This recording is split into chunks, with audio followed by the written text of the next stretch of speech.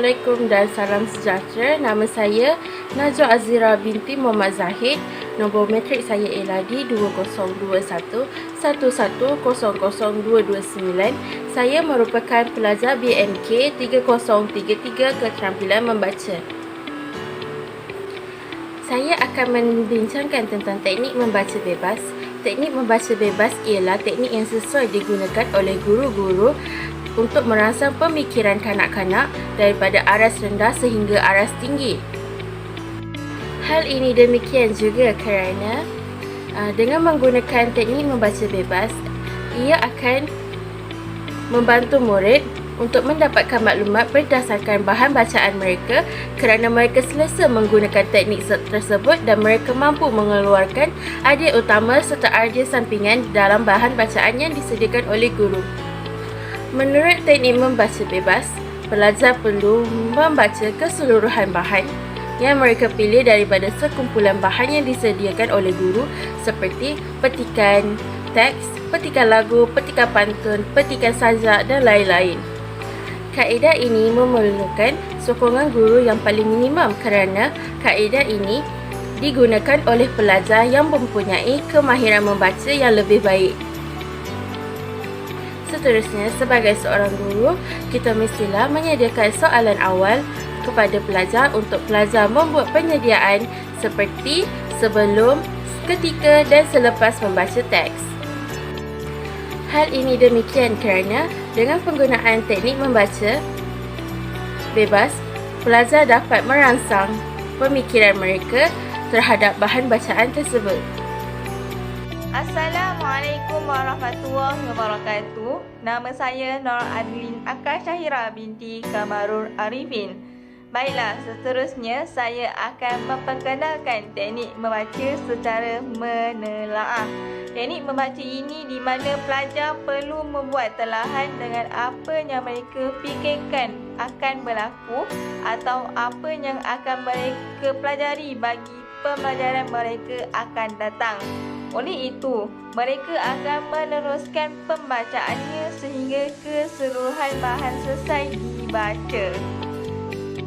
Antara langkah pertama dalam literasi untuk belajar jenis teknik membaca menelaah ini adalah murid perlu menelaah soalan esei yang berpotensi untuk memandu mereka mempelajari bab selanjutnya selepas mereka membaca sesebuah teks yang dipilih. Dengan cara ini, murid akan dapat menjelaskan tujuan mereka membaca selanjutnya, mengenal pasti aspek-aspek penting dalam teks yang dibaca dan memberi fokus pada kandungan yang penting. Selepas itu, murid perlu didedahkan dengan bahasa yang digunakan dalam pembinaan soalan esei. Perkataan-perkataan adalah seperti huraikan, bandingkan, bezakan dan kritik perlu didefinisikan dan dibincangkan bersama-sama dengan murid. Guru perlulah menunjukkan contoh proses membuat telahan kepada murid daripada teks yang diberikan sebagai tugasan. Hal ini perlulah direkod dan dibincangkan dengan murid supaya murid faham bagaimana dan mengapa soalan-soalan itu dibentuk. Dengan cara ini, murid dapat melihat asal soalan yang dibentuk itu daripada aspek-aspek penting dalam bacaan. Akhir sekali, guru perlulah menyediakan murid membuat soalan esei berdasarkan topik-topik yang khusus.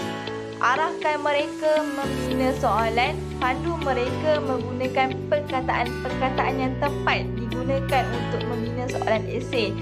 Contohnya, perkataan banding dan beza perlulah digunakan dalam soalan esei yang memerlukan murid membandingkan dua peristiwa ataupun dua objek. Baiklah, itu sahaja daripada saya. Sekian, terima kasih.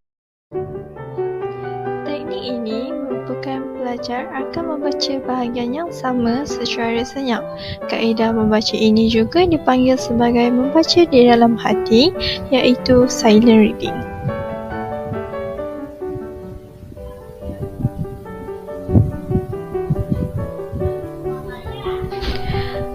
Teknik ini melibatkan ingatan visual memory di mana mata dan ingatan akan saling berkait antara satu sama lain. Tujuan teknik ini adalah untuk memperoleh maklumat serta menambah pemahaman terhadap pembaca.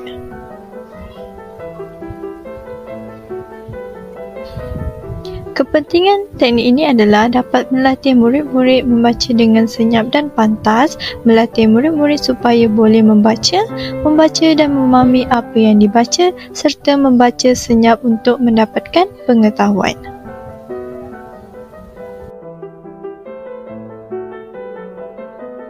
Kaedah teknik membaca senyap ini, yang pertama, setiap pelajar akan membaca bahagian yang sama secara senyap dan membuat telahan ketika membaca.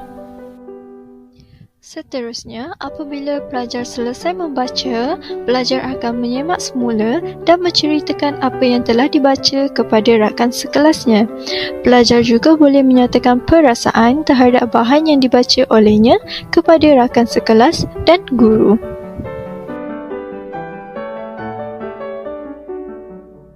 Assalamualaikum warahmatullahi wabarakatuh dan selamat sejahtera. Nama saya Nur Aina Syuhada binti Muhammad Jumain, pemegang nombor kad matrik di 202-111-000227. Teknik membaca yang akan saya huraikan adalah teknik meringkas dan bertindak balas. Pada pendapat saya, teknik membaca, meringkas dan bertindak balas ini merupakan salah satu teknik membaca yang mudah untuk diaplikasikan oleh guru kepada murid-murid. Hal ini dikatakan demikian kerana pada kebiasaannya teknik meringkas dan bertindak balas ini mudah untuk dilakukan semasa murid-murid berada di dalam bilik darjah. Selain itu, teknik ini juga memberikan penekanan terhadap strategi pembacaan yang melibatkan pemikiran kritis dalam kalangan murid-murid. Pembacaan kritis dapat membantu murid-murid meningkatkan strategi pemahaman dengan mengambil kira penggunaan unsur kognitif dalam pembacaan. Selain itu, teknik meringkas dan bertindak balas ini juga mudah untuk diaplikasikan kepada murid-murid melalui beberapa aktiviti. Antaranya ialah setiap murid akan diberikan sebuah petikan dan murid perlulah membaca petikan itu secara keseluruhannya. Setelah murid-murid selesai membaca keseluruhan petikan, mereka akan diminta untuk meringkaskan isi kandungan petikan tersebut dengan menggunakan bahasa yang ringkas berkenaan dengan apa yang mereka fahami selepas mereka membaca petikan tersebut. Dan langkah terakhir dalam pelaksanaan aktiviti berkenaan teknik meringkas dan bertindak balas ini ialah guru akan memberikan kebebasan kepada murid-murid untuk menentukan tindakan yang akan mereka lakukan terhadap bahan bacaan tersebut. Sama ada mereka akan menceritakan secara ringkas kepada rakan-rakan yang lain berkenaan isi kandungan petikan tersebut, ataupun mereka juga boleh menggambarkan situasi di dalam petikan tersebut melalui lukisan. Sekian, itu sahaja penerangan saya berkenaan teknik membaca, meringkas dan bertindak balas. Seterusnya, saya serahkan kepada pembentang yang berikutnya. Bismillahirrahmanirrahim. Assalamualaikum warahmatullahi wabarakatuh. Nama saya Muhammad Arif Naim bin Safarudin, memegang kad matrik di 2019-1089576. Hari ini saya akan menceritakan atau membincangkan tentang teknik membaca secara kooperatif. Okey, baik. Membaca secara kooperatif menggunakan prinsip pembelajaran kooperatif iaitu Slevin 1990. Pasangan pelajar sama ada berdua ataupun bertiga mengambil giliran untuk membaca sebahagian daripada bahagian secara lantang kepada rakan dalam kumpulan tersebut dan berhenti seketika untuk membincangkan apa yang telah mereka bacakan. Pelajar juga akan membuat telahan terhadap apa yang berlaku seterusnya dan menyambung pembacaan bahagian berikutnya secara senyap dan juga berhenti lagi untuk membincangkan terhadap apa yang mereka telah baca. Okey, pola ini diteruskan sehingga buku atau petikan selesai dibaca. Jadi pelajar akan cenderung untuk lebih berfikir lebih kritis terhadap pembacaan untuk diterangkan kepada rakan yang lain. Okay, baik. Salah satu garis panduan yang boleh digunakan untuk kaedah membaca secara kooperatif adalah meninjau dan juga menakul. Guru boleh membiarkan pelajar meninjau keseluruhan teks dan menyemak ilustrasi atau gambar jika ada. Arahkan mereka untuk membaca bahagian awal teks dan juga membuat ta'akul terhadap teks berikut dan boleh menerangkan ataupun berbincang kepada rakan mereka yang lain. Itu sahaja daripada saya tentang teknik membaca secara kooperatif. Wabillahi taufiq wa hidayah. Wassalamualaikum warahmatullahi wabarakatuh. Saya serahkan kepada rakan yang lain. Assalamualaikum dan salam sejahtera. Saya Nurul Hidayatul Husna binti Muhammad Zaidi akan menerangkan berkaitan dengan salah satu teknik membaca, iaitu teknik berkongsi membaca.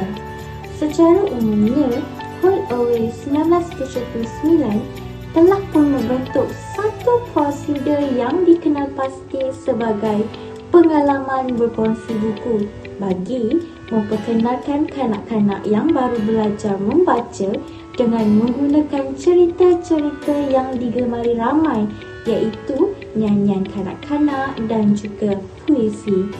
Berdasarkan prosedur ini, guru membaca lantang sesuatu cerita dan mengajak kanak-kanak untuk bersama-sama membaca apabila mereka berasa selesa untuk berbuat demikian.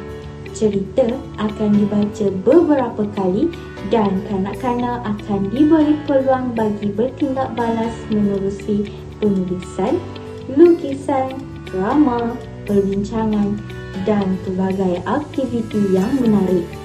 Berkongsi membaca memberi sokongan yang kuat kepada pelajar untuk menguasai kemahiran membaca. Kaedah ini memberi peluang kepada pelajar yang lebih mahir menjadi model kepada pelajar lain yang kurang mahir. Pelajar yang kurang mahir ini akan mencuba mengikut pelajar yang mahir membaca secara sukarela dan akhirnya dapat menguasai kemahiran tersebut sehinggalah mencapai tahap membaca bebas dan tidak memerlukan sokongan tersebut. Walaupun berkongsi membaca mungkin lebih sesuai bagi pelajar pada peringkat rendah, tetapi kaedah ini juga berguna bagi pelajar yang masih mempunyai masalah kurang mahir membaca. Sekian sahaja daripada saya. Terima kasih.